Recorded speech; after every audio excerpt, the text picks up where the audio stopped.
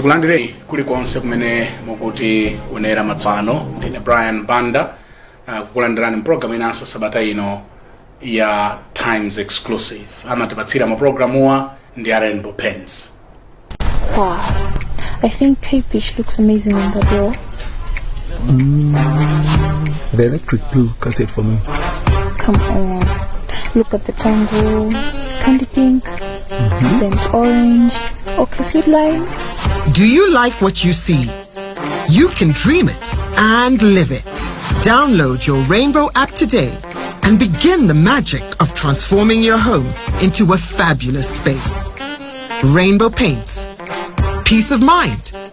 Part of the deal.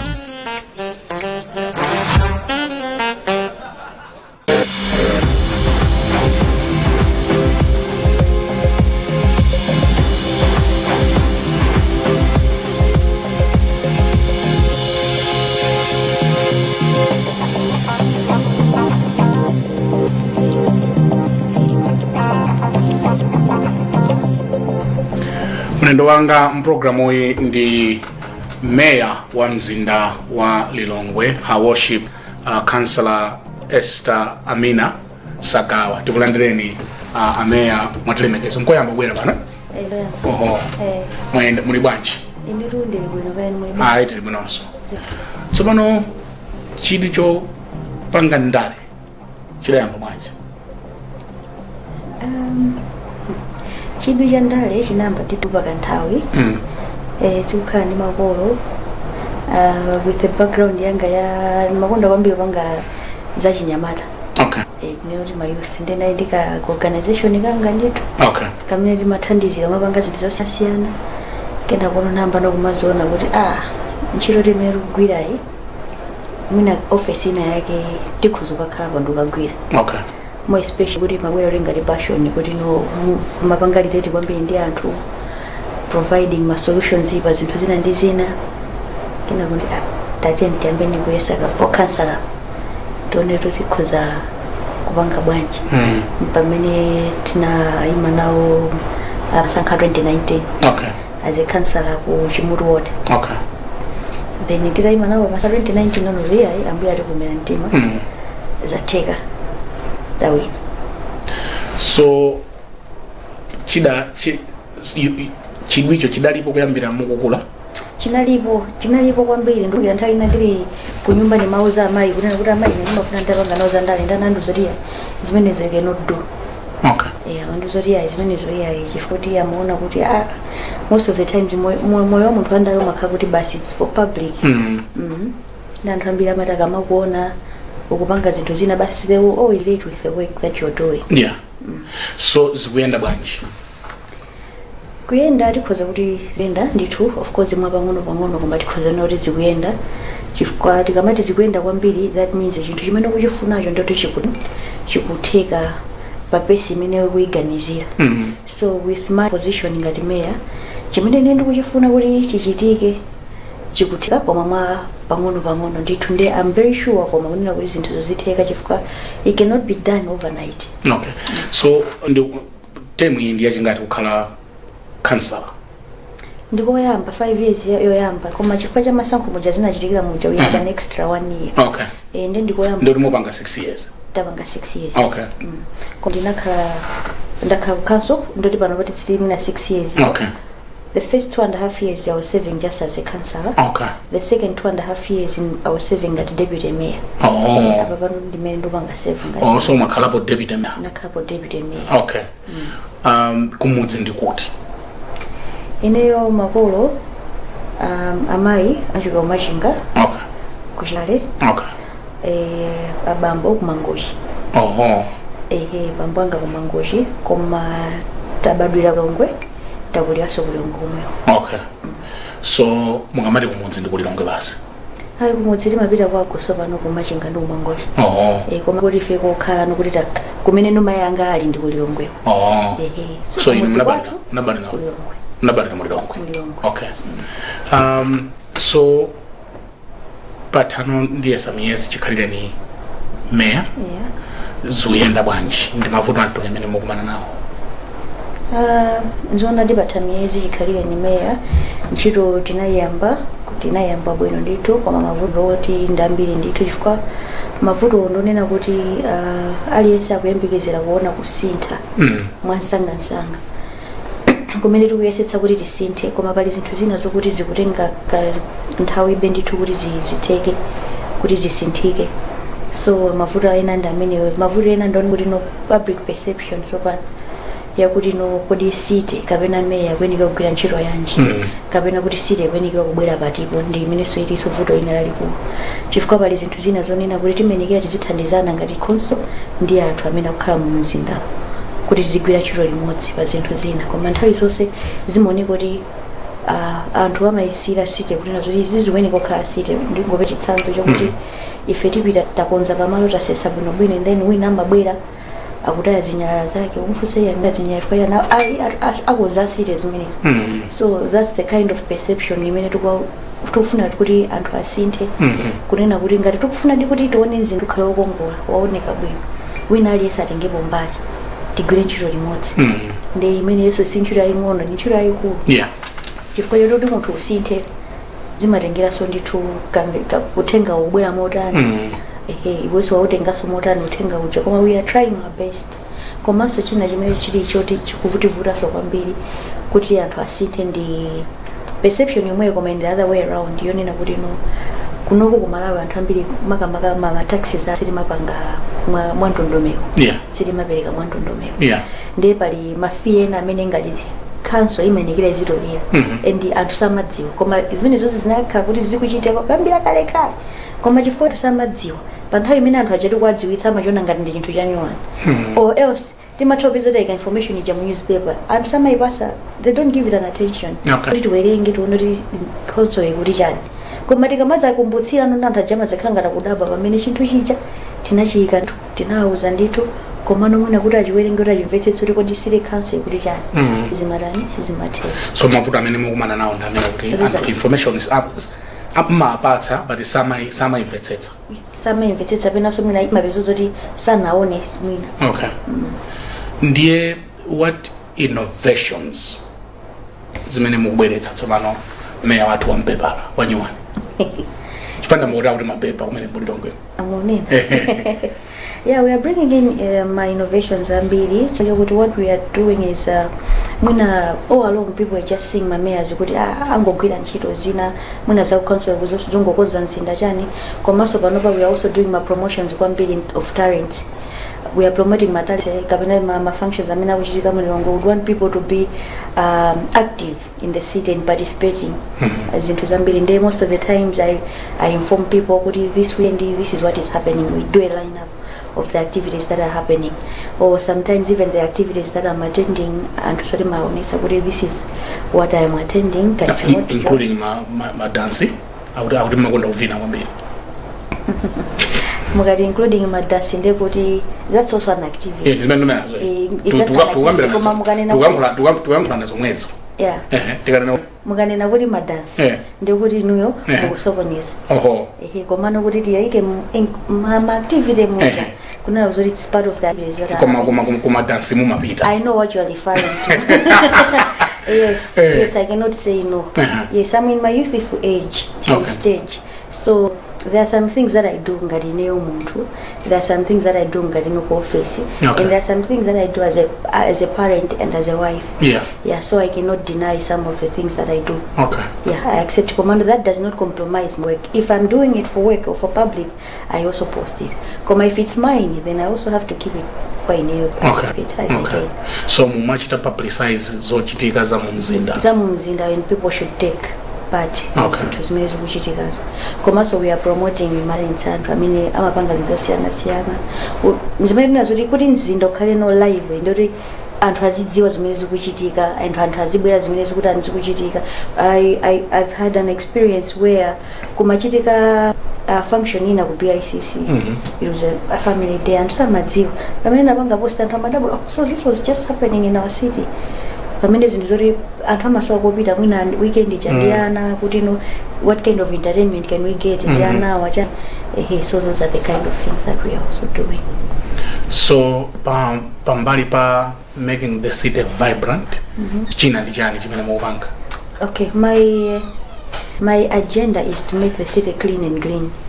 Yes, so in a clean and green city tukukambapo zinthu zitatu. Tukumakambaza waste management, tukunena kuti imeneyo ndoti ndi solid ndi liquid yomwe. Tukumakambaza greening itself, ndoti kudzala maujeni alowawa chani komanso kumatseka malo amene ali oti mwina mulifumbi chabe podzalapo malowawo kapena mitengo. Komanso tukunena zokonza no mumzinda sesa bwinobwino. Okay.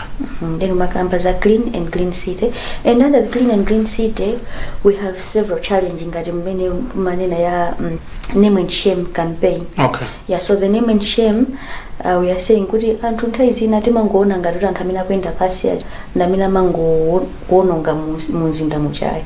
Ifeyonso mwina anthu ena amene tikutiwera magalimoto timapeza kuti angotenga taja ija zima KFC zija basi kungoponya monse omwe. And then you expect mabotolo aliyesa amangoponya pena paliponse. So we are saying if you see them, okay, yeah, you take a picture and then you send, because nobody would want to, you know, azikakhala no pa social media magana zoti yayi timataya zinyala kapena timatani. Everybody wants to be responsible. Yeah. Yes. Ndiye ayilandira manja anthu imene ya ndiye mukampe munthu akutaya mumanjambula ndikumuyika pa Facebook. Is that the right way of doing it? That's what we are doing right now. Okay. Yes, because sadza kusumina anthu. Okay, ndi chimodzimodzi unena kuti no munthu kuphwanya lamulo ngomanena kuti no kamiridwa. Okay. Chifukwa choti the already waphwanya lamulo kutaya zinyala zicha. Akuphwanya lamulo kutaya zinyala. Okay, what we are saying is let's just love our city, because you wouldn't just throw chinyala pena pali pose and then expect kuti alisa zingo chiyangana. Oleweso kumangopita no olontumazi ulibe. It's not supposed to be like that. Ndiye akamujambula munthu akutaya zinyala. Apange bwanji chithunzi chapena atumize kuti? Okay, most of them pali numbers ena amene amatumiza kan inbox. If they don't want to post it, they'll send to the inbox. If they want, they can post and tag my page. We have a Facebook page, we have a Lilongwe City page. They can tag the pages. Anthu ena some episode akuziwa anthu amene mina dala zinyala zicha, and some would say aita kwisadi ena ama episode zoti no mwina they are coming even office which tithandizire so mina ukonza zinyala because they did not know. And I'm happy to say kuti no even ena ana angone they've adopted it and saying, you know, amauza makula mami or daddy, don't throw the litter anywhere. Yes, because they are now understanding. It's the same thing. It's not only in Lilongwe. I'll tell you about Rwanda. Okay. You see, Rwanda, you will not find the mango ties in Yabina Balibos. Even at a quarter by depot, I don't hand you won't find them mango ties in Yabina Balibos. So sometimes what I say is it's because of ufulu medina na tiri nawe face, and we don't want to use more any later. Timangona ngati ufulu wathu ndo titi kuzongopanga chicho sale chitu cholawika. Chifukwa zinyazi ndola wika. So you cannot do that in Rwanda. The same people that would zinyala munomo mulirumwe. Abile ku Rwanda sakata zinyala, abile ku Dubai sakata zinyala. They'll be responsible, and why not being responsible in your own city? Yeah. Ayi, ndiye kuti mwayamba bwino ameya. That was. Nkhani ya kunamveka nkhani ya bus depot inali mkamwa inathabanji nkhani imeneyi? Nkhani imeneyi, it was a temporary measure that we had taken it ma coaches ose. If you see panopa munthu uli kufuna kakwere coach amapeza kuti wina kulowera ku game, wina kupita ku gateway, wina kakakwera pati, wina lesa amatha kungopanga office yo kuti ne office yange ikhala pano anthu amene afuna zakwera bus yanga ino azakwera panopa. So that became a challenge. Chifukwa chokuti imafunika we should have control over zinthu ngati zimene zijazi ngati mabasi amene akutuluka kapena amene akubwera. So what we said was kuti no, number one, to decongest the city we needed a place that is not right at the center of the city. Why? Alesa kamapita kwakwera basi kuja timakwera ena timakwera mini bus, ena timatenga njinga, ena timatenga magalimoto, so they are going towards the same direction. Mina ni town muja kapena they are going towards different locations. We said okay, we needed a place to bypass because bypass is car traffic, number one. So that place, and the first is also mabasa amina kupita ndia mabasa amina alipo ndia we should have we temporarily had to use the Grand Business Park. So the Grand Business Park, I think that's my first task Tangulam office. Okay. As a deputy mayor, and then when I became a mayor, first thing I went there to visit because we had seen some pictures on social media.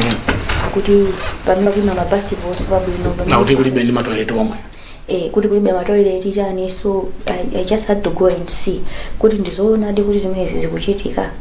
So when I went there, number one, I said, okay, it's either we love our country too much or we don't love ourselves. Okay. Because when I went there, okay, a flash. Yeah. I found a waiting room. Waiting room. And I found mabasi acha. Amaima anapangangari kuti pave ngati kata chonchi amaima pati pamenepo. And the offices were not occupied. I think there were only 2 buses that were that were at that time. Then people were taking a picture of a place kumbali. Okay. Kuti mabasi apanga park pamenepo. Then I asked the owners, what about this space? Because he had also indicated, but on the social media people indicated we wanted the buses to be here. They said no, this was just I said, okay, if that was in your mind, let it not be. The buses have to be this side. And you have to provide facilities in toilets and the waiting room. Yeah. And I go to check. And now I went there. People are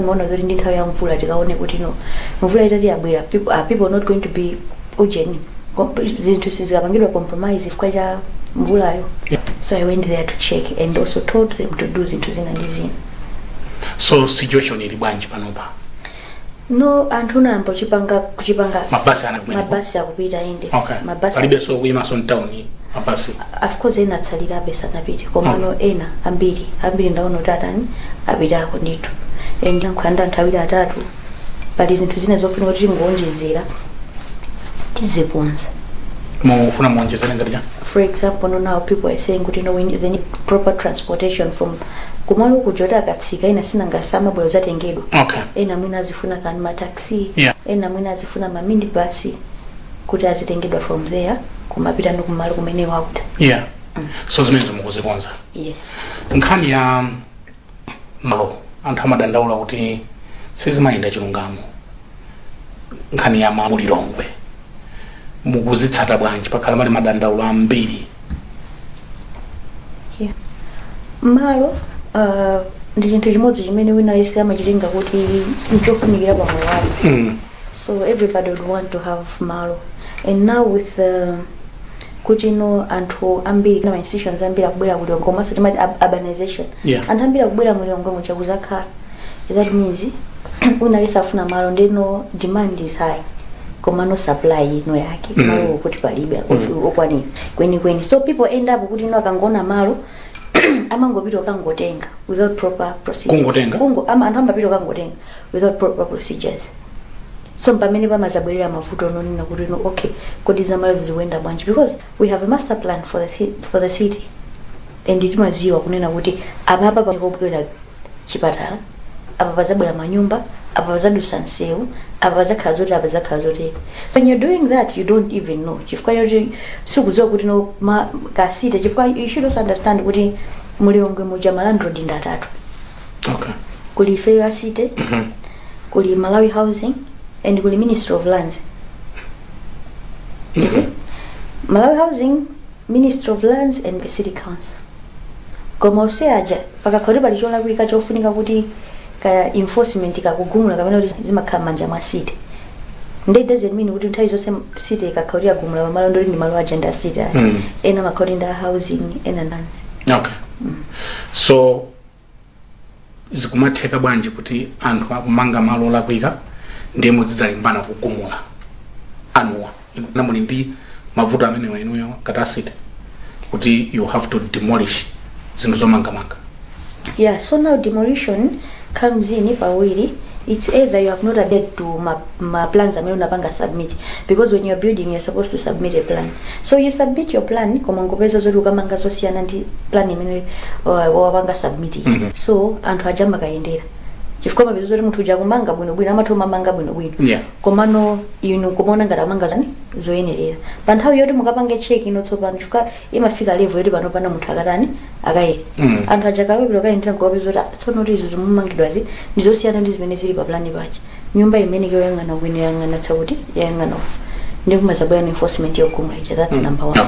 Number 2, kumabwera enforcement yonena kuti anthu amanga polakwika eti amanga polakwika ndi kumabwera surface kuzataniso kuzagumula. Number 3, timathaso kuzidomera ndi malandlord ena una zara kuti sanamange bwinobwino kaenda pakuti pacha pakunika kuti amene amanga amene pacha siya yake umene kose machaso kugumula penaso zimatoteka kuti mwina nokha muli ndi mavuto onena kuti apa sipali bwino yake sipali bwino tithandizeni kupempha tsopano kuti ngati sile tithandizeni kuti ani kugumula timatha kubweraso kuti ani kuzagumula. Okay. So anthu akumvetsetsa on the need kuti toward here akapereka plan kusite sakuyenera kusintha along the way osakudziwitsani osatidziwitsa sizimene yokhayo akasintha chilichonse amene kuuza kuti tasintha pakuti ndiso pamene ipangidwa approve kuti indeed kusintha pamene kundikoyenerera. chifukwa chani sitikumanga kumapita mmwamba? Okay, now ndi panopa ndi ngati kuti out of malamulo akamabweretsa maplani achi anthu tezambiri timawo so kuti yayi we are saying kuti muna ground plus 2 ground plus 3 pangani zimene zozo ndanthu ajama. How far can people go? Mwamba akuzopanga 60 ground plus 60 akhoza kumanga koma ndoti akwene kumanga malo oyenerera komanso sinanga mapanga survey bwinobwino kuti malo ina kunena nzotheka dakhoza kutani akhoza kumanga. Yeah, because fuso limene lifanyana kuti pali malo ambiri amene anthu angomanga ground plus 1 kuti kana mapita mmwamba because malo akuchepa. Yeah. Malodi akuchepa and it's our appeal kunena kuti no anthu ambiri azimanga no ground even plus 4 plus 5 plus chakuti zimene zizonde zimene zili zofunikira and in fact ukamapanga submit planning ngati manager ifeti makhala ndi interest kwambiri yoti you are going far ukamapita mwamba kwambiri timakhala ndi interest and pamakhaso ti zinthu tina timene timathandizira abe kuti tizapanga anthu pesi kuti azipanga kwambiri choncho azimanga kupita mwamba. Tichite break pang'ono tibweranso ndinu posacherapo ngati mwangu tipeza kumene mukuonera ndi program ya Times Exclusive ndi mayor amzinda wa Lilongwe Mai Esther Sagawa amene ndi mayor wa mzinda wathu wa Lilongwe akutipatsira programu iyi ndi Pence timvotenga wawo tikabwerera tipitiriza our conversation tonight ndi Mayor Sagawa.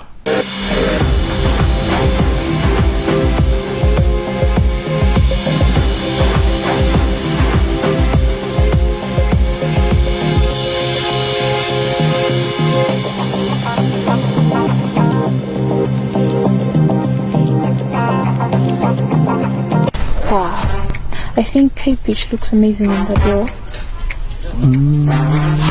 The electric blue cuts it for me. Come on, look at the tango, candy pink, burnt orange, okay, sweet lime. Do you like what you see? You can dream it and live it. Download your Rainbow app today and begin the magic of transforming your home into a fabulous space. Rainbow Paints. Peace of mind.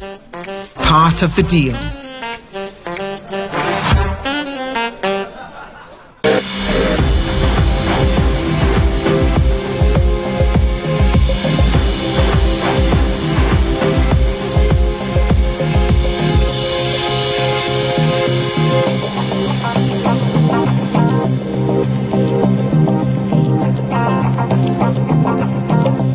Mukuonera program ya Time Exclusive ndi Mayor Sagawa amzinda wa Lilongwe tikulandireni kuira mai. So nkhani ya kutaya zinthu pena paliponse mwathana nayo Lilongwe cleaner today. Siringanene kuti tathana nayo koma tikuchiro imene yoyo. Chimene ndinena zoti siringanene kuti tathana nayo alipo beno nina kuti tumbati tikakonza kumabwera kumazatayira so zinyala zichakomwe. Okay. Kutanthauza kuti alipo bena yake amene sanachimvetsetse ubwino kuti azikataya nzinyala malo yenera.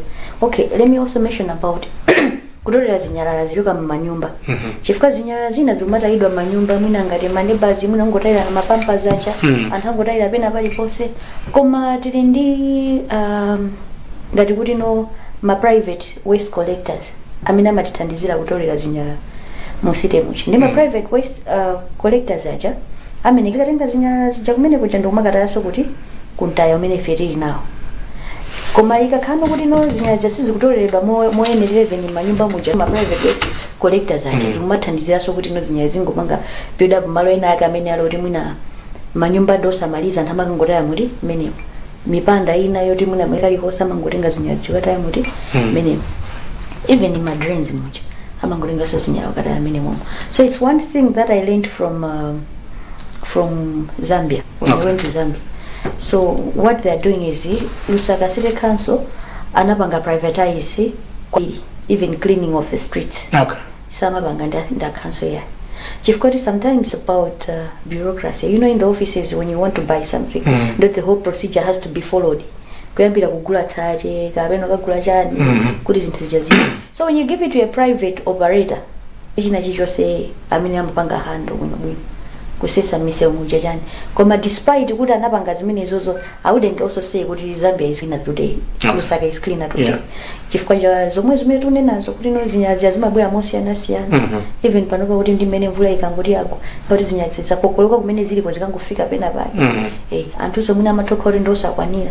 So we are going towards there because my dream is to see Lilongwe like Rwanda.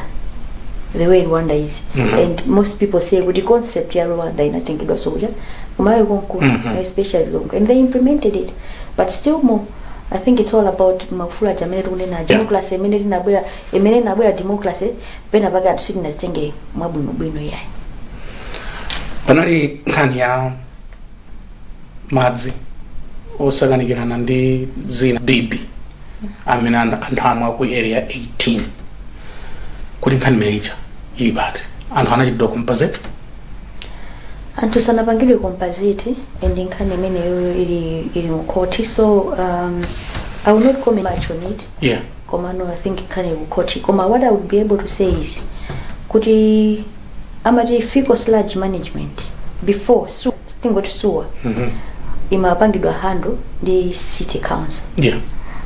And maiko azinzatu suwa pangidwa hato ndi my water resource bodies got many region Lilongwe water board.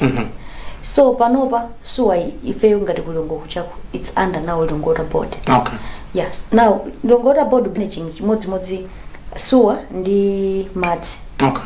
Because the whole process ya suwa ndi madzi ija ndi of course ndizosiyana kumapeto kwake zimazapezo zoti bendi zimazafanana chifukwa kuti the whole zinthu zija zikamangidwa treat china chilichonse zimapezo zoti mwina zipira so mitsinje kapena panga sinki zipira kwapanga kandi poluti makamati ground water kuna chani. So ife mazi amene timamwa ndoti it's either we are getting it from the ground or surface water. I mean madusa kama maliva zimuja chani so suwa ije makapezo zoti it's at a certain point may connect maka ndoti ku using surface water madzi amene amapita mitsinje ija ndeti nali nakuti bola suwa izipangidwa manage ndi chani ndi Lilongwe water board because they will know how to handle it.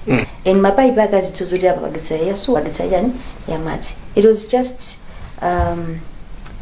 bad kuti no zinachitika chonchicha koma it's not supposed to be like that, and I'm sure going further it will not be like that chifukwa kuti sinangana ma services amene water pasa anthu enera water zapanga manage. So it's not your responsibility. Panopa it's not our responsibility as council kumayang'ana za suwa. Okay. Command yanu. Suwa panopa tanaipereka ku city kuja command property yanu. It's not our property anymore. Okay. Yes. Mnaipereka. Itinapereka kuja. Okay. Ku Lilongwe water board. Okay. Yeah. So mukutaka wathandiza anthu kuti alandire compensation yawo. Kulandira compensation yo nkhani imene ndiyo nena kuti iwendesedwa bwinobwino moyenera chifukwa the decision shall mean kuti ndori pakaiso pali ndalama yoti anthu achalandire. So I'm sure kuti at this stage mwina mapati zangu yang'ana kuti ndalama zozikhopezeka mwantundu wanji kuti anthu alandire ndalama. Okay. Vuto la umbanda ndilali kulubwanje ku Lilongwe ndipo mukuwathandiza anthu okhala mu mzindawo motani? Vuto la umbanda ndalikulu kwambiri chifukwa choti umbanda umenewu umachitika masana komanso usiku. Okay. So tikamaona za umbanda zija tikamayang'ana masana kuti what happens masana and what are the interventions that we can bring in kuti anthu aja atetezeke. Choyambirira masanawa kumachitika umbanda wina umene mwina anthu amatha kumaberana mwina pompo akamayenda moja kungosololana zinthu kusola kuti mwina ukuyenda ukangopeza kuti ukafika apo wapeza kuti phone ulibe kapena unaenda ndalama zija ulibe. Number one we are saying we should decrease musibe moja chifukwa kuti mumakhala kuti mukamenda potere paja ndimakhala mukuyenda mopanikizana. Ndi number one is the grand business part. Okay, kuti mwachotsa anthu ndawo. Anthu ena kumachoka kumabwera mbali ina. Akuchoka kumabwera mbali ina. Expansion of the city is one way of dealing ndi umbava. Okay. Chifukwa choti ndoti it means anthu mukamayenda muziyenda madera onena kuti palibe anthu ambirimbiri amene mukutani mukuyenda nawo limodzi. Ndoti zimathandizira. Komanso giving the vendors proper prices yoti azikapangira businesses awo is also one way of dealing with it. Komaso, on the other hand, is we really want to talk with the other partners. The minimum unika kuti akhoza kutithandizira in installing street cameras, CCTV cameras, because the CCTV cameras will enable us to know kuti chikuchitika kundijani. I know in some other cities, panopa, even in Lilongwe kuja panopa, people have got the technologies where can be able to check on the phone what is happening in any street in USA. You can just connect with that camera and then you check what's happening in that street. So that's what also we want to do. Could at least abolisa aja the council kuja should be able to see what about bajirika zakuta abolisi balibuna using the street cameras. I'm glad kuti mnachita raise nkhani ya street vending. Ndi kuti mwangu phefulano basi bano nthawi ya campaign. So kuti nthawi ya campaign so campaign. If you look at what is happening in Lilongwe, you would know that right now we are going through Zirugo Zambili. Okay. Yeah, Zirugo Zambili. We are always grateful. But the president Dalazas Chabwera has given us miseo. Okay. In terms of traffic. So Mr. Manager, it's still under construction. So into Zambia is abangidwa ngati tikozo misplace.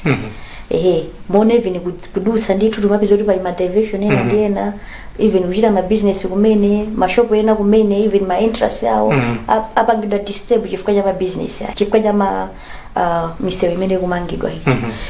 One thing that we are sure of is kuti misewu iyi kangoti yatha chilichonse chibwerera mu chimake.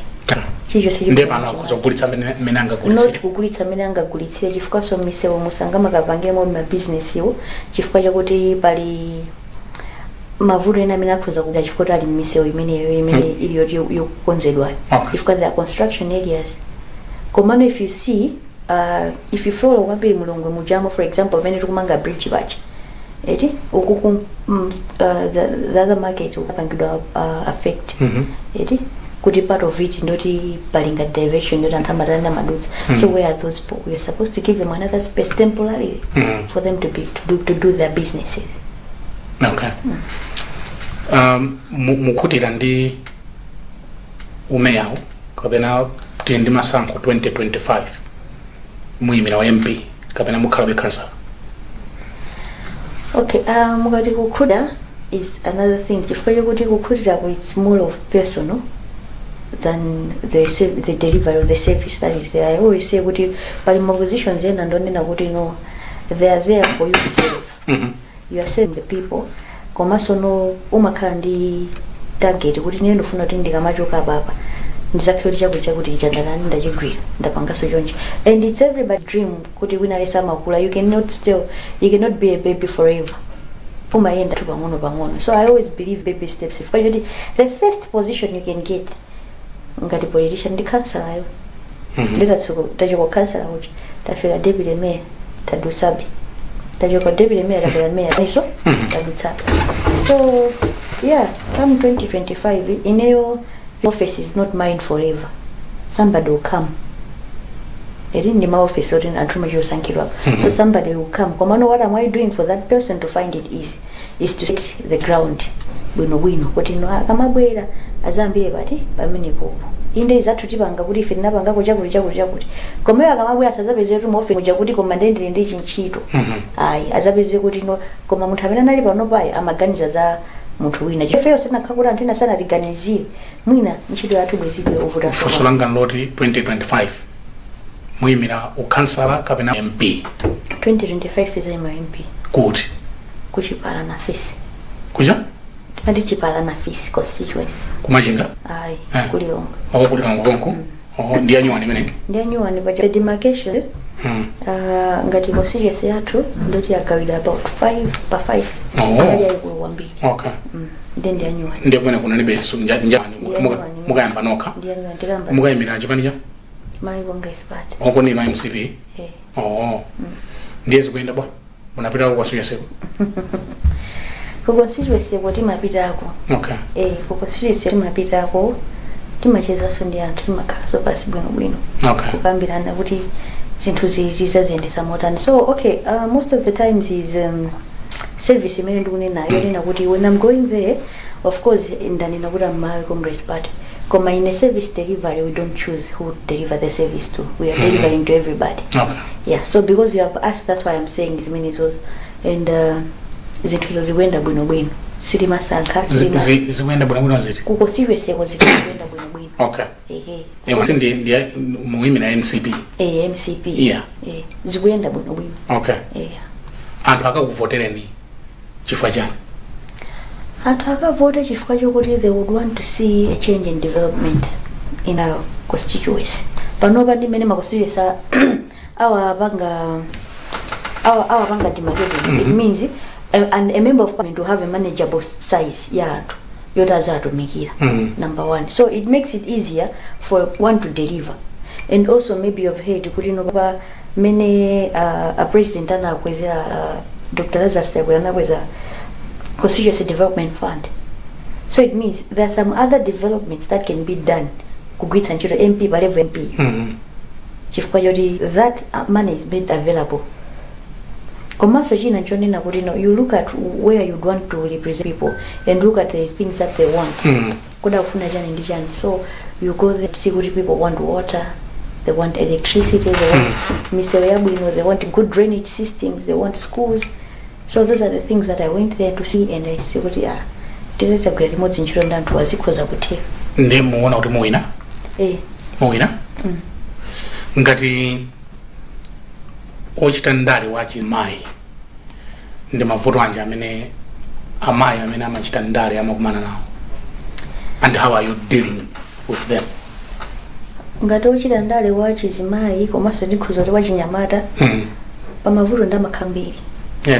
Mavuto amakhala mbiri chifukwa chokuti system yathu yochita ndale kumalawi kunoko ndiyonena kuti if you do not have money you better not try it. People will not trust you if you don't have the money. Because one, people want to see you, they look at you and they want to say, well, okay, uyu ndi muntu otithandiza.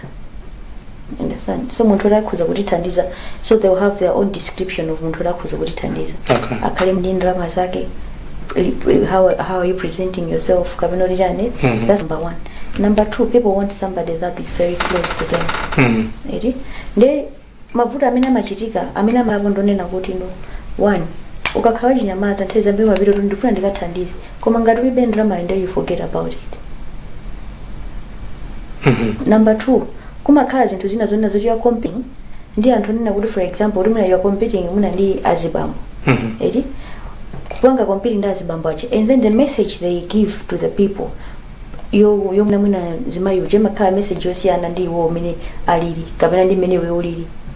So women that are doing women that are in politics are labeled mwanjira ina yake yo lakwika, the labeled party, and people just say politics is a dirty game. Yes, it is a dirty game, but you're not in the politics, because if you want things to change now, it means you also have to be there.